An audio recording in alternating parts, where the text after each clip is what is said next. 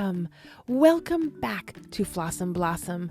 My name is Kiki, and it is my pleasure and my privilege to be your host. All right, mes petits choux, mes blooming blossoms, and my precious petals. If you are a returning bud, well, thank you so much. Welcome back. What do you think about seeing me? Charmed, I'm sure. If you are new to Fl'AwesomeBlossom, well then welcome to our little corner of whimsy in the world. Welcome. Today, we are going to be talking about the importance of our human nature, getting back to ourselves as humans, and maybe we need some subtle reminders that we are part of the animal kingdom. So I think we get hung up. I say it a lot, right? Humans, we're human bodies. Well, we are, but we're also animals, and we need to honor that part of us that is part of nature, right? So humans we're not disconnected from this earth, except, we're disconnected from this earth. But we should not be this disconnected from the earth. I think that's my point. And everyone is starting to feel it, I believe. I believe this is a phenomenon that's happening. And good news, the medical community is actually also getting on board with this. That's right. Doctors are now prescribing going for a hike to help people with a variety of conditions, everything from mental health issues like anxiety and depression, things like this, to physical things like, hey, maybe you're a little overweight and wouldn't you feel better emotionally and physically if you were to go out in nature? And a lot of people are like, well, I don't want to go to the gym. So doctors are prescribing going for hikes, going for walks. And of course, you have to do what your body is able to do. But my whole point of this is that doctors, GPs, and mental health professionals are all starting to prescribe going out in nature. I've always known that I am a child of this earth, and I've always been a little bit wild.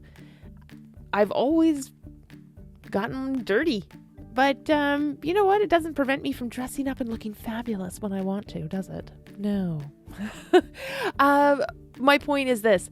I've always been a little bit of a wild child. I've always enjoyed being outside and connecting with the earth. I've walked barefoot a lot. I've traveled a lot because I want to see the planet that I'm living on. I want to see it all, and I want to experience all the different people and all the different food. Yum. My biggest thrill is going to new places and seeing what they have for nature display. Like when we were in Hawaii, we went on a little bit of a hiking tour through the cloud forest. It was beautiful. Absolutely gorgeous. Stunning trees I've never seen before. Buttress roots. Please Google that. They're gorgeous. There's these enormous root system that looks like a retaining wall. Like it's a natural retaining wall. I'm telling you, they're amazing. That cloud forest was completely cultivated with all of the indigenous plants. There's some plants that ended up getting there through other means, but honestly, they spent 70 years cultivating this cloud forest in Hawaii, and it was spectacular to walk through and to learn about some of the different plants. Example, did you know that a rainbow eucalyptus its resting temperature is 10 degrees centigrade? So do you know what that translates to? It means that when it's hot AF in Hawaii and you are just like super duper hot, if you can find a rainbow eucalyptus, give it a hug and it will cool you down. And I experienced that firsthand because we were in the forest. We were in the rainforest, the cloud forest, and it was hot. It was so hot, and I'm sweating. And I'm a perimenopausal woman, so I'm sweating anyway. But this was extra, and And our guide tells us this amazing news about this tree. And so, yeah, I went up and gave it a hug, and I might have monopolized that tree a little bit, might have hugged it a little too long because honestly, I was so hot. And she's like, okay, we're moving on now. Anyway, it was spectacular. And I am extremely fortunate. I am aware of this. I am very, very lucky where I live. I can get in my car and within 10 minutes I can be in a dike system walking my dogs with blueberry fields on one side and cranberry fields on the other, and gorgeous little red little barns peppered along the fields. Maybe some of you saw my photos of that.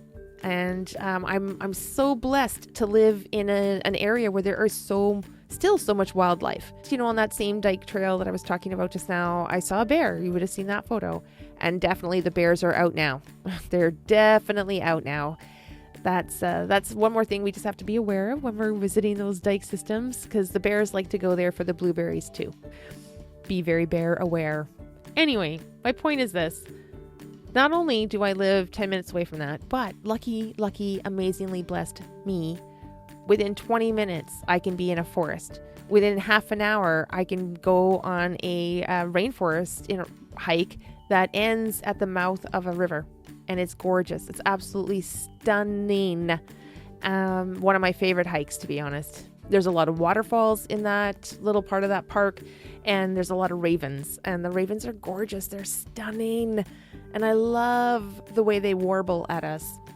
We've been going to the same spot for about 5 years. And every time a raven warbles at me, I try and speak back to it. Or I'll just, speak English at it and just be like, oh, I think you're beautiful. What a lovely bird, And then last year we were hiking in this one particular section, and the ravens don't normally follow us along the trail. Exactly. They don't follow us all the way.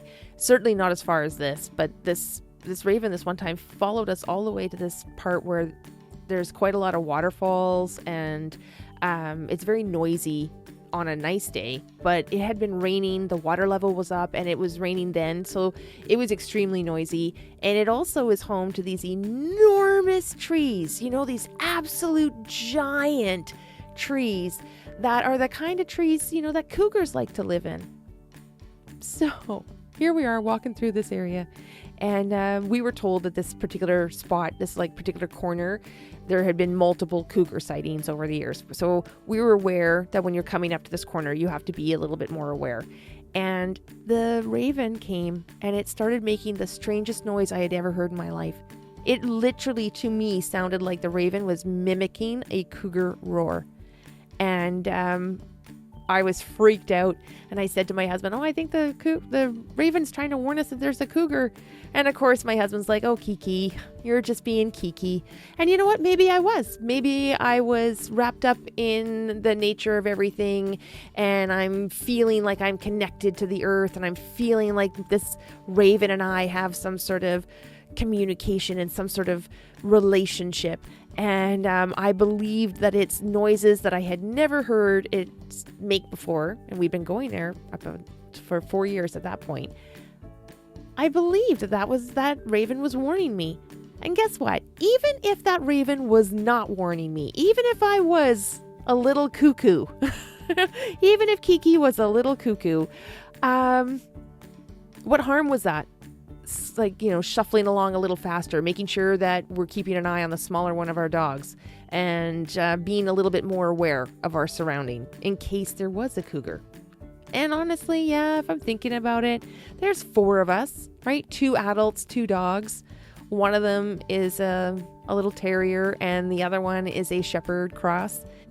I'm not really sure. That cougar would have to be very desperate. We belong to the earth. We are part of this earth. We belong in that community. And I think in 2025, all of us are feeling really disconnected and a little bit lost. So I think it's absolutely amazing that we're all kind of waking up to this.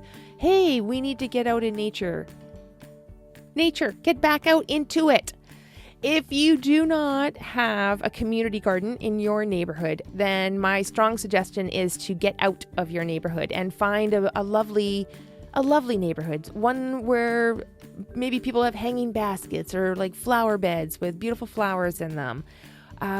Maybe you can get out to a trail. Maybe you can get out to your nearest farm. I don't know. Do you have farmland where you are? Can you drive out in there? Can you go for a country drive? Those things, don't undervalue something just as simple as going for a walk outside. It helps you connect, and it helps you disconnect and then reconnect to yourself. Don't underestimate what at least an hour in nature can do for you. And if your neighborhood is not beautiful, if you feel like, there's nothing in my hood to see, then maybe that's your sign to beautify your neighborhood. And maybe let's talk about what that could look like. Could you plant some wildflowers along the road corridor where you live? Is that possible? Is there enough soil? Could you do that? Or could you just find where the dandelions are? In the cracks of the sidewalks, in these liminal spaces, and just see and acknowledge that nature can bloom and create something awesome even in these liminal spaces. And that's where I'm at. I'm in a weird liminal space, right? 6 months ago, I had to give up my career as a massage therapist, and, I'm launching myself into this, which is amazing and fun. But I'm in this in-between phase, obviously. I think we're in it now, aren't I? Right? I am committed. Here I am. Here's my entire visage, my whole face. And we're going the full Kiki, and we're doing the whole thing now. So I hope that you get a chance to get out in nature and to have at least an hour a week where you're breathing some non-city air and you're disconnecting from the busyness of every day, and you're reconnecting with nature, even if it's just on that 1 hour time slot. All right, my blooming blossoms, mes petits choux, and my precious petals. That's going to wrap it up for us today. I hope that you get to go out in nature. I hope no one's having to prescribe this for you. I hope this is something that you are naturally pulled towards. And whatever that means, maybe going to a forest, maybe going to some sort of water, lake, ocean, river, creek, whatever you got. And if you can't get out of your neighborhood to get into nature, well, then maybe this is your sign to beautify your neighborhood. Maybe you could plant some wildflowers in the liminal spaces in your neighborhood and see what happens. Or just enjoy what nature has to offer in those cracks in the sidewalk. Maybe there's a particular pretty bunch of clover, all pink and purple, just popping out at you. Maybe there's some yellow dandelion heads just offering up a little bit of sunshine as you walk on by. Maybe you can notice that and hone in on the nature that's available in your neighborhood. So, I hope this whimsical little conversation has brightened your day a little bit, and I hope you consider subscribing to our channel. I hope you also consider becoming a Patreon. That'd be really great if you supported me in that way. Strange things can bloom in these liminal spaces. Amazing things, awesome things, Fl'awesome things can bloom in these liminal spaces. And that's what's happening here. You're watching this. You're on the grassroots level.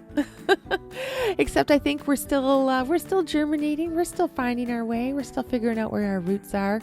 And but we're excited to grow. We really are.